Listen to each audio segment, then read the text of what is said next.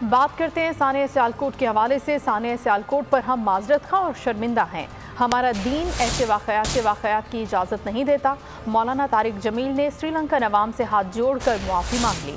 Sri Lankan high commission के दौरे के बाद मीडिया से गुफ्तगू में मौलाना तारिक जमील ने कहा कि इस्लाम का नाम सलामती है, ईमान का मतलब अमन है।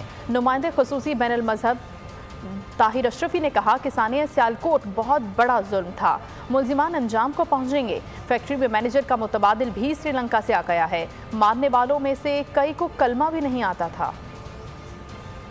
हम श्रीलंका वालों से शर्मिंदा हैं। किसी को ये हक हासिल नहीं है कि वो किसी को जला दे। ये सिर्फ अल्लाह को हक हासिल है कि वो जलाए, इसके अलावा किसी को ये हक हासिल नहीं। हाथ जोड़ के इनसे माफ़ी मांगता हूँ और इनके ज़रिए से इनकी पूरी कौम से माफ़ी मांगता हूँ और अपने भाइयों के आगे हाथ जोड़ता हूँ कि अल्लाह के वास्ते अपने नबी को पढ़ो।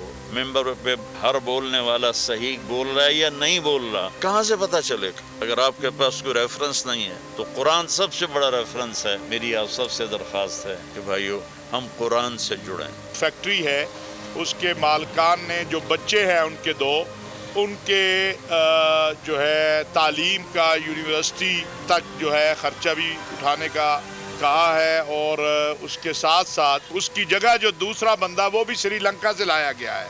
और जो मौलाना ने फरमाया है, मैं आपको ये बताऊं, इनमें से अक्सरियत वो है कि जिनको कलमा भी ठीक तरीके से नहीं आता, मारने वालों को नमाज भी नहीं आती। सब्सक्राइब करें और बेल दबाएं ताकि कोई खबर रह न जाए।